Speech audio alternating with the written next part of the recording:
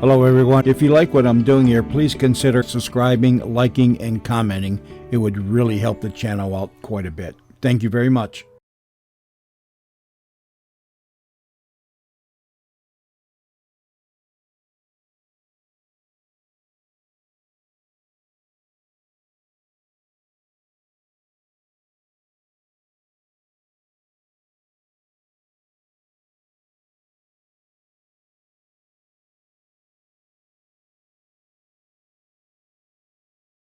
Quiet, please.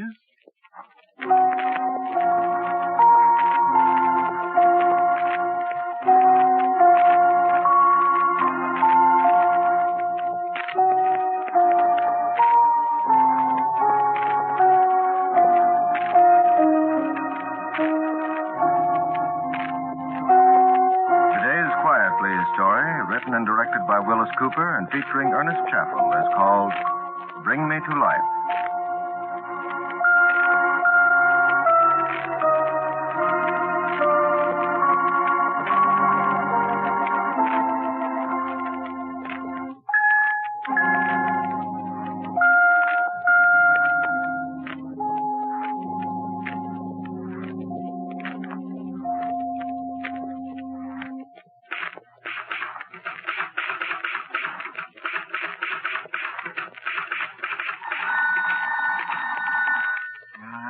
Shut up.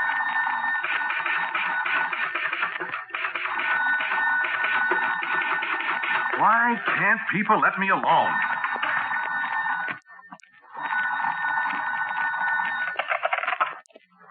Yeah? This is Hank Viscardi. Hello, Hank. How are you today? Where's your script? Oh, I've just got 3 more pages to go. I'll get it into you this afternoon. Well, be sure you do, will you? We're sitting here waiting for it. Don't worry, Hank. I'll get it in all right. No kidding now. We've got to have it today. All right. You'll get it. Okay. I'll wait for you. All right, I'll see you. Yeah, I'll see you. I'll see if I get an idea. Got no more idea than a rabbit.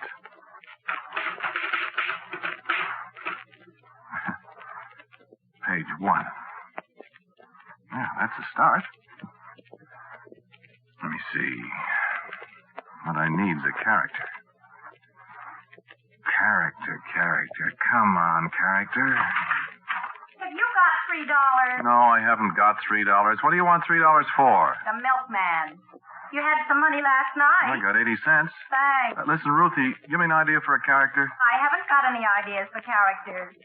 Haven't you really got $3? He's been here twice. Give him a check. What I want's a character for this script. The only one I can think of now is the milkman. You get to work. Yeah. Get to work. Sure. If I get a character, I'll get to work. That's all I need, then I'll get a story all right. I think. Come on, character. Now what you want? I said I haven't got $3. Oh, come on in, Ruth. What's the matter with you? Come on in, I said. Ruth! You calling me? Didn't you knock at this door? Are you crazy? Well, I thought I heard somebody. Get to work. All right.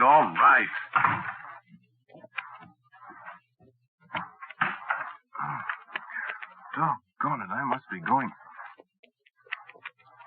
No, I didn't write that. How did that get on that paper?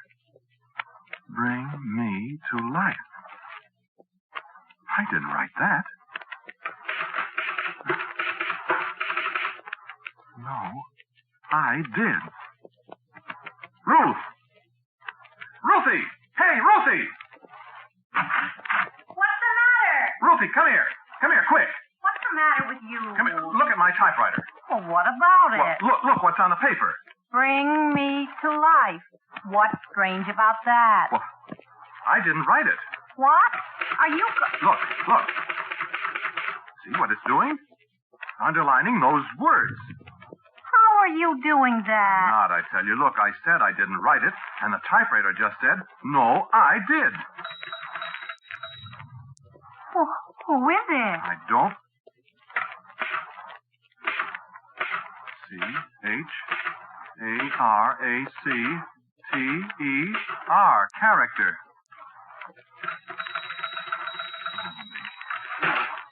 Now look. This is a gag of some kind. How are you I doing tell you, it isn't a gag. That typewriter's haunted. This is impossible now, I tell you. It is, huh? Well, look at it. Bring me to life. You see? All right, smart guy. It's a great trick. How do you do it? Ruth, I swear I'm not doing it. You are, too. Look, now wait. Wait a minute. I'll go way over here, and you'll see. Now, it'll write. It'll write. Watch now. I knew it was a gag. Listen, I've got housework to do. Now you go on and get that script written. Oh, darn it, Ruth. I have to think up a character first. Here it goes again.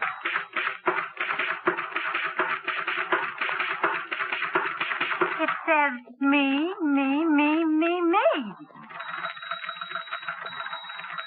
All right, there's your character. Write about him.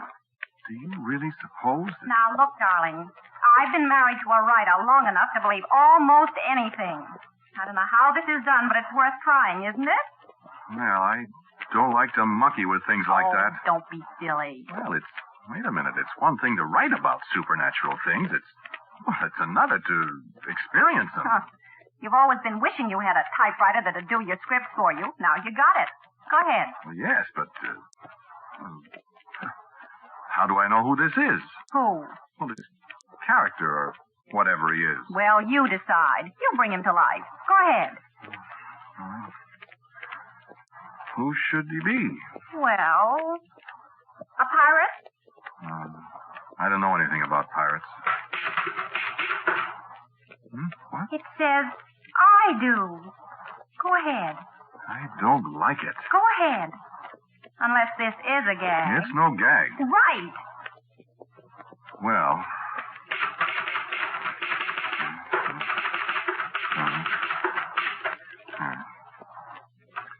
It was a dark and stormy night. What's that? Sounds like thunder. There's a storm coming up. My gosh, does this thing control the weather, too? Go on. Write some more. This is getting interesting. Well, all right.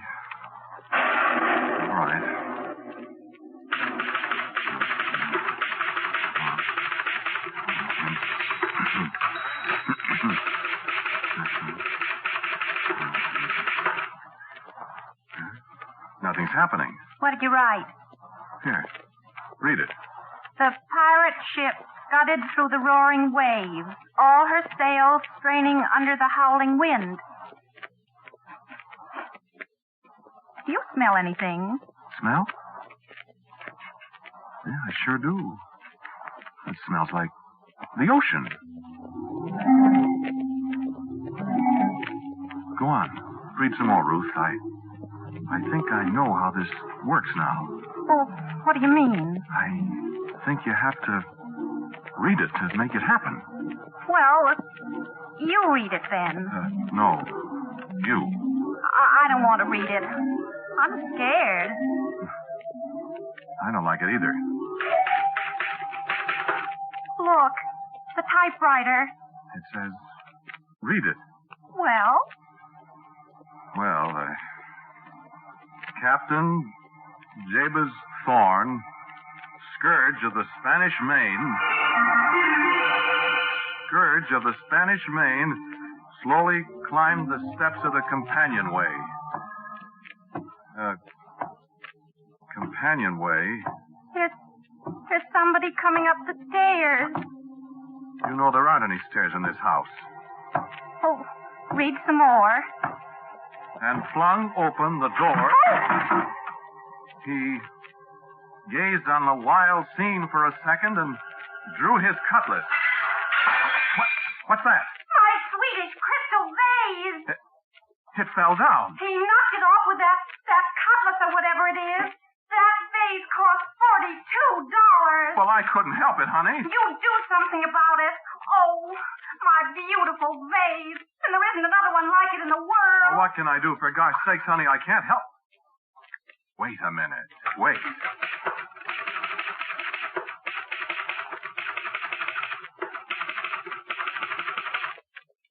He returned the cutlass to its scabbard. You see? That doesn't bring back my vase. Well, listen. He turned to the beautiful girl at his side. Hey, don't read that. And put out his arm. Oh! What? Hands! What? What's the matter? Hands! Great big hands! Oh! Ruth, what's happening? Ruth! Somebody kissed me with whiskers! Oh, you pirate, you! I'll fix you! Ruth, no, no! I'll fix you!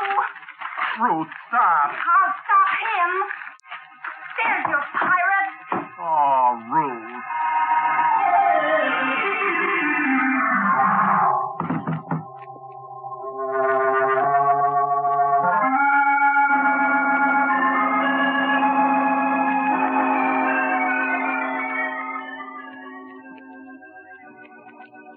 Well, my friends, that all happened a week ago. Sure, it really happened. No, I haven't got any explanation for it. All I know is that stuff appeared on my typewriter. All the other things happened just the way you've heard them. And Ruth made the pirate disappear when she tore up the sheet of paper. All I know is it gave me a good idea for a story about a pirate, and I wrote it. People thought it was swell.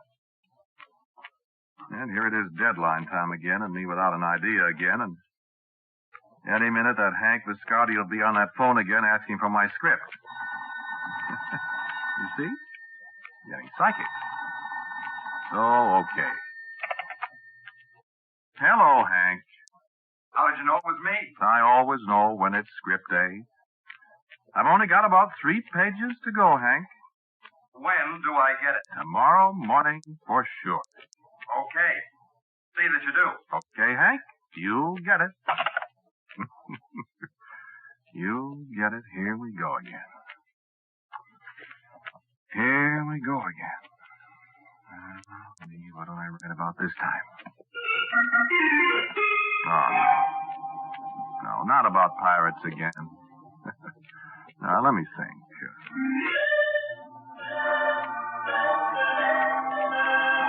No, that's not for me. I don't like love stories. No. People don't want war stories. How about a whodunit? A crime story, a murderer, detective, spies, maybe. Calling all cars. Yeah, maybe I could do that. No, awful lot of whodunits on the networks, though. Oh, well. One more won't hurt 'em. Let's go. Now for a character. Character. I wonder. Wait a minute.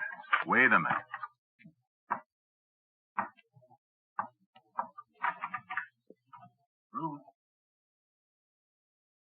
Ruthie.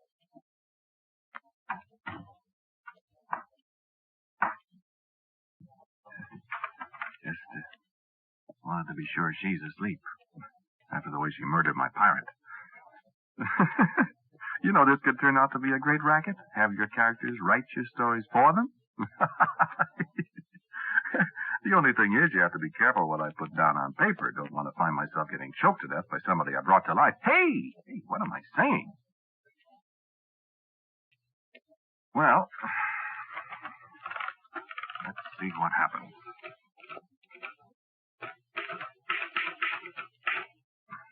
Page 1. You know, you don't have to believe this, friends. I'm not so sure I believe it either, even though I've been mixed up with supernatural stories for so long, I guess I'm a sucker for them. Maybe all that didn't happen. Maybe Ruthie and I dreamed it. The only thing is, two people don't usually dream the same dream at the same time, you know. And that Swedish crystal vase of hers is sure busted. You know, I didn't do it. Okay, hypnotism maybe. Okay, hypnotism or something. And I'm going to try it again. Sure, just relax. But we'll see who'll do the laughing, huh? Me or you? Well, how's your imagination? Mine's all right, thank you. So, shut up a minute while I try this, huh? Just keep quiet and let's see what happens, okay? Hey, character. Character. Come on, character. Come on, character.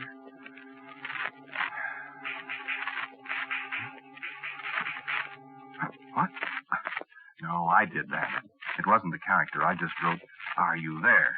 to see if he answers. Come on, character. I need a story.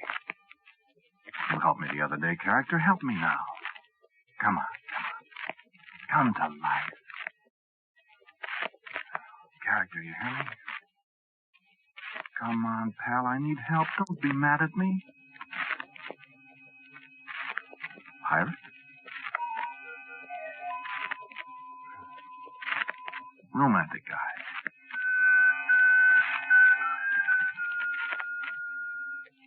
Well, a soldier.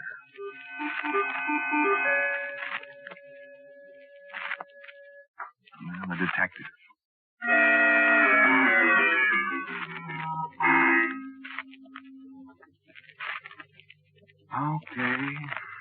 Okay, so I'm a chump.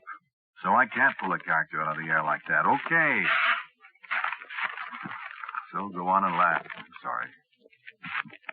And if you were sitting around waiting in the country at this time of night, all alone, your wife's sound asleep, and this is the only light in the house, and you've got to write a supernatural story before morning, well, try it sometime, friend.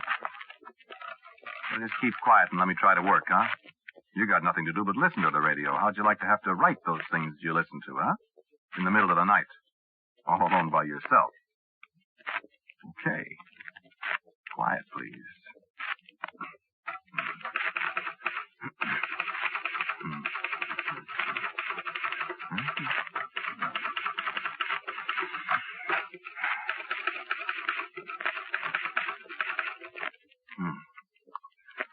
Well, listen to this.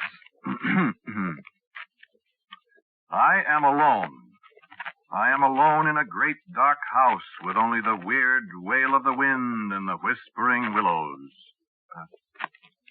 You think that's too much alliteration? Weird wail of wind, whispering willows? I kind of like it. In the whispering willows to keep me somber company. That's okay, huh? Maybe I'll get a story yet. Just keep quiet. You sure wish that character would give me a hand, though.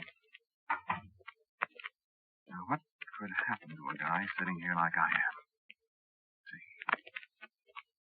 What could happen? Could be a ghost? Nah, no ghost. Chains clanking and stuff. Corny sound effects. No. A burglar. Well, burglar might be good. I wouldn't know what to do about a burglar, though. We haven't got anything worth stealing around here. Besides, burglars are kind of corny, too, aren't they? You know, you always think of a fat guy in a mask with an old-fashioned dark lantern and a bag over his shoulder. Like those fellas that draw in colleges.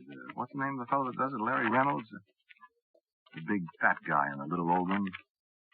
Now, burglars are funny. Burglars are out. Well, what then? Who'd come sneaking into your house in the middle of the night?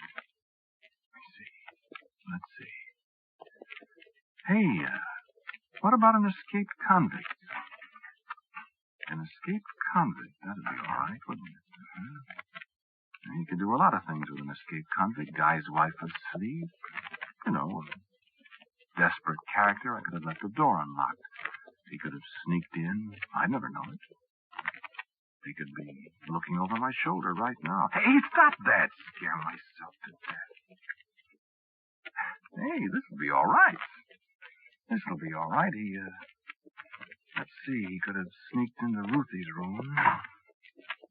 Oh, did I wake you, Ruthie? Oh, I'm sorry, talking to myself. Ruth!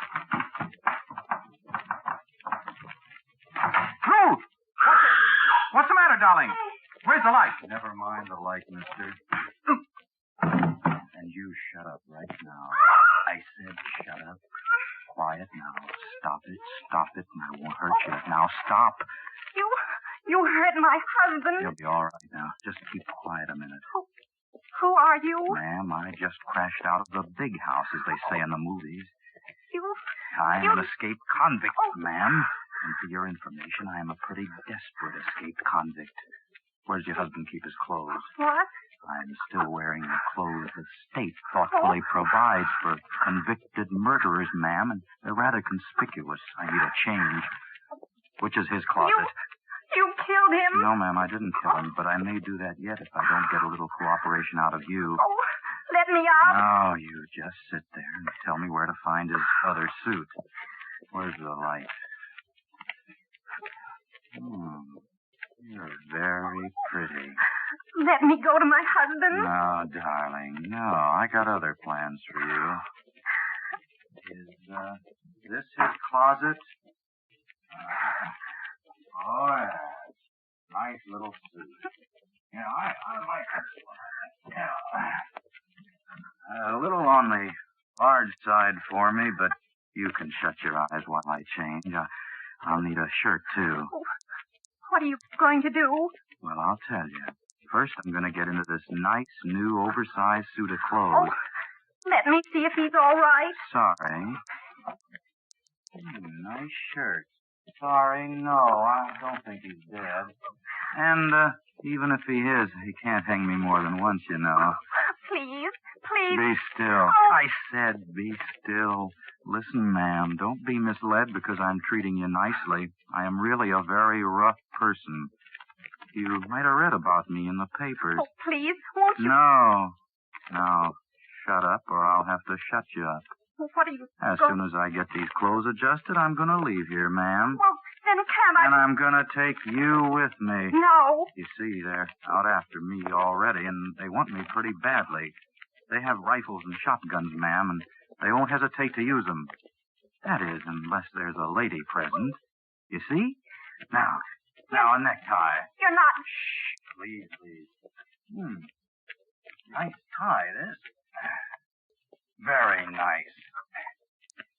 You see, if I might be so crude, I intend to take you along for a kind of shield, ma'am. Oh.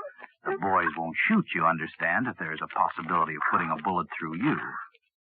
So I suggest you get up and get a coat or something. It's getting quite a lot cooler out. I said get up. I won't. Ma'am, you better. Please let me see my I husband. told you it'd be all right. And if you're a good girl, you might get back to him one of these days. If you're not, does your husband wear hats? If you're not, you might not. Come on. Get up. I won't.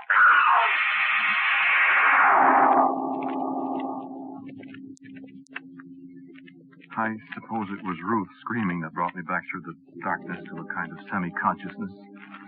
The light was still on in their room. I could hear them talking. He's still out cold, I ma'am. kept my eyes shut. I don't know why. I suppose I ought to have got up and helped Ruth. I was still pretty groggy. I just lay there. I could hear them. Come on, ma'am. I haven't got much time to waste. I'm not going. I got my eyes open just a little then, and I could see Ruth with her heavy coat thrown around her, and he had her by the hand, and he was pulling her toward the door. Come on. No. Come on. Seemed to be a long time before I could get up on one elbow. My head hurt. I wasn't sure what happened. Ruth was gone. Who was the man I saw dragging her away? I tried to think. Finally, the fog cleared away enough so I could figure out what to do. It seemed hours later that I got to my feet. I staggered out to the other room where I'd been working at my typewriter. I should do something I knew. What should I do? My mind wouldn't work. I wanted to go after them, but something stopped me. Something wouldn't let me go. I didn't know what it was. Something was making a noise through the ringing in my ears. What was it? And at last I recognized the sound. It was my typewriter. I fell down as I staggered across to it. I crawled the rest of the way, forced myself to look at the paper. The keys were tapping away, and slowly, painfully, I read the words.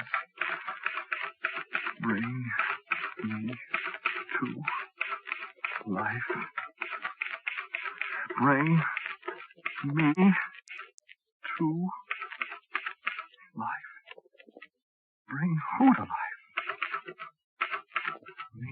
Me, said the typewriter. Me. And at last, my pirate. Oh, come on, character. Come on, pirate. And the typewriter clacked away. Hurry, it said. Painfully, oh, so painfully. I got one hand on the keyboard. The letters were blurred, but I found them. The pirate comes in, draws, cutlass, sees enemy, goes to rescue through French window, pursues enemy frightened, wife knows, rescue coming, pirate raises cutlass.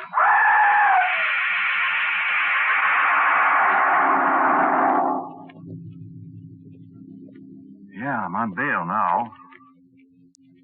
On bail?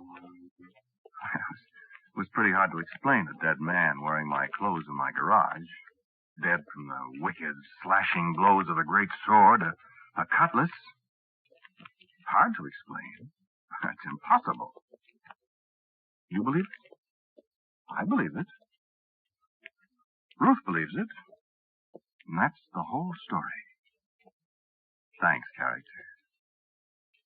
Good night, character.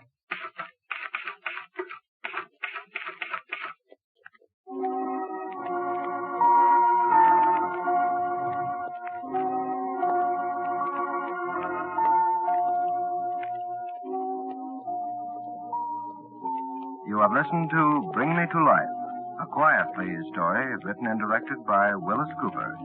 The man who talked to you was Ernest Chappell.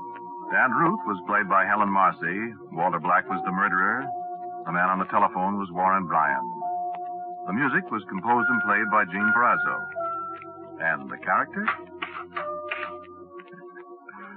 And now for a word about next week's Quiet Please. Here is our writer-director, Willis Cooper. Next week's story is called A Mile High and a Mile Deep. It's a story about the copper mines in the mountains above Butte, Montana, and the people who work there.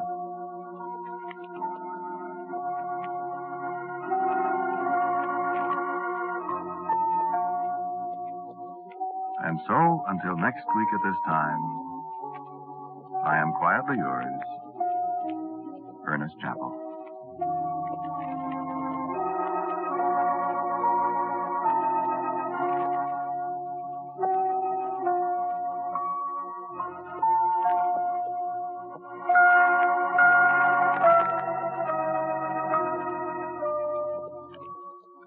This program came to you from New York.